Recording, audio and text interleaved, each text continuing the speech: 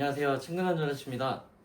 오늘은 대외활동 지원서를 어떻게 하면 잘 쓸 수 있는지에 대해서 알려드리겠습니다. 먼저 대외활동 지원서는 우리가 이제 취업과는 좀 다르게 보는 영역이라서 기본적으로 뭐 인적사항, 그 다음에 뭐 활동사항, 이력사항, 뭐 이렇게 뭐 기본적으로 들어가는데요. 그 다음에 들어가는 부분이 자기소개서입니다. 네, 자기소개서는 결국에는 자신을 어떤 사람이냐 라는 것을 보는 건데, 이 사람이 대활동에 들어와서 소속이 돼서 과연 잘할 수 있을까라는 생각을 가지고 이제 자기소개서를 읽어보겠죠. 그렇기 때문에 자기소개서는 굉장히 중요한 영역입니다. 자기소개서에서는 주로 지원 동기, 그 다음에 뭐 인상 깊었던 뭐 활동들, 네, 그런 것들에 대해서 어필을 하시면 되고요. 그 다음에 자기소개서에 제일 중요한 거는 자기가 경험이 없더라고 하더라도 뭐 되게 내가 서포터즈나 기자단을 되게 잘할 수 있다, 요런 경험들을 좀 어필하시면 돼요. 그러니까 뭐 아르바이트를 했던 경험도 사실 상관없어요. 자기소개서는 정답이 없는 거라서 자신이 어떤 사람인지를 이제 소개하는 거기 때문에 처음 대외활동을 지원하시는 분들은 대외활동에 관련된 경험이 없더라도 충분히 뭐 아르바이트 경험이나 뭐 봉사활동 경험이나 뭐, 뭐 이런저런 뭐 경험들이 이제 들어갈 수 있겠죠.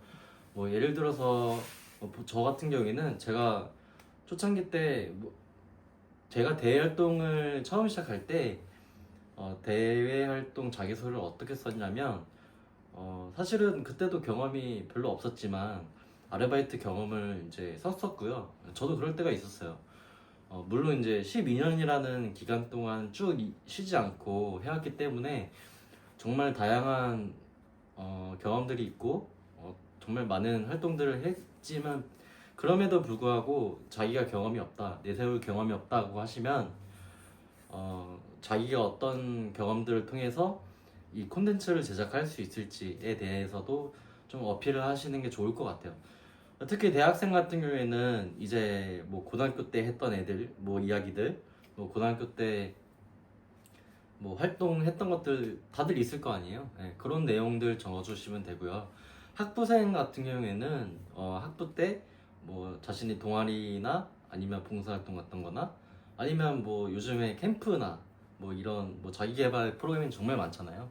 네, 그런 부분을 좀 강조하시고, 자기가 어떤 성격을 가지고 이런 성향을 가지고 있는데 서포터즈나 기자단을 통해서 뭔가 좀 개발하고 싶다, 역량을 좀 펼치고 싶다, 이런 내용 어필하시면 충분히 담당자분들한테도 그렇게 좀 이렇게 감명 깊게 와닿을 수 있는 지원서가 될 것 같아요. 네. 그런 부분 꼭 염두에 두셨다가요. 꼭 자신의 강점을 최대한 잘 뽐내는 게 중요하니까요. 네. 사소한 경험이라도 그거는 정답이라고 말할 수는 없어요. 사실 그렇게 정해져 있는 건 아니니까. 네. 그런 부분에서 자신의 강점이나 자신이 할 수 있는 것들, 특기나 뭐 취미, 이런 부분들을 충분히 어필하시면 좋을 것 같습니다. 네. 두 번째로 활동 사항에 대해서 어필하라는 지원서를 요구하는 경우도 있어요. 네. 사실은 대외 활동에 대한 지원서에 대한 부분이 각 기관이나 각 분야에 따라서 또 천차만별일 수 있고요. 대부분의 이제 경우에는 자기소개를 이제 꼭 해달라라고 이제 공고가 많이 올라오는데, 그런 부분은 이제 말씀드렸다시피 아까 첫 번째에서 1단계에서 말씀드렸던 자기소개 부분에 이제 넣으시면 되고, 두 번째로 자신이 인상 깊었던 활동했던 그런 내용들을 요구하는 경우도 있어요. 네. 그런 경우에는 자신이 어떤 경험을 통해서 뭘 해냈고 그 역할에 대해서 좀 잘 쓰시면 돼요. 네. 그래서 이제 내가 서포터즈나 기자단에 들어와도 충분히 잘 활동할 수 있다, 이런 부분으로 구성해 주시면 될 것 같아요.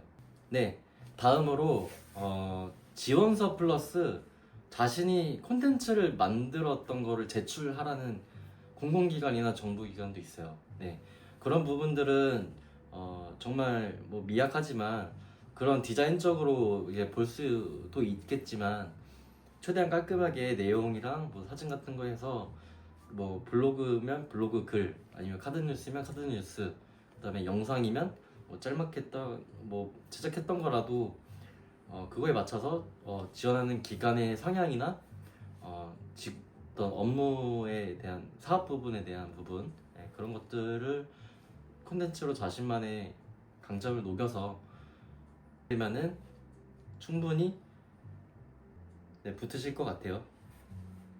활동 후 퍼부에 대해서 말씀드릴게요.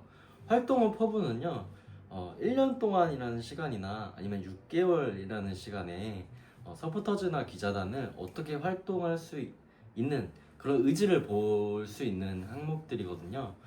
그래서 활동 후 포부 같은 경우에는 어떻게 쓰시는 게 좋냐, 자신이 이런 경험들이 있는데 그걸 통해서 어떤 성과를 이뤄냈고, 내가 만약에 뭐 기자단으로 뭐 예를 들어서 뭐 헬스장을 알리는 뭐 서포터즈예요. 그러면은 헬스장을 알리는 서포터즈의 내가 위촉이 됐다 생각하시고 그렇게 활동하게 되면 어떻게 활동할까라는 자신의 의지를 담아주시면 돼요. 사실 자기소개서가 그렇게 어려운 부분은 아니에요. 네.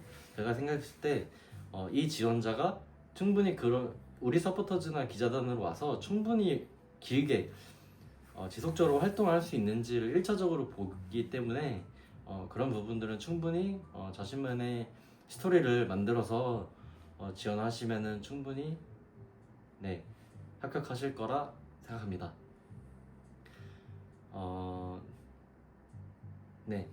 오늘 이렇게 지원서를 좀 이렇게 작성하는 법을 좀 알려드렸는데요. 사실은 제가 영상으로 길게 설명할 수 있지만 사실은 제가 채널을 아직 개설한 지 얼마 안 됐기 때문에 여러분들이 궁금한 사항들을 아직 정리를 못했어요. 그래서 이 영상을 보시고 자기가 정말 궁금하다, 이런 부분들은 어떻게 써야 될까요? 라는 부분들이 있으시면 충분히 제 채널을 통해서 댓글 남겨주시면 제가 주기적으로 자주 이렇게 여러분들하고 소통할 테니까요.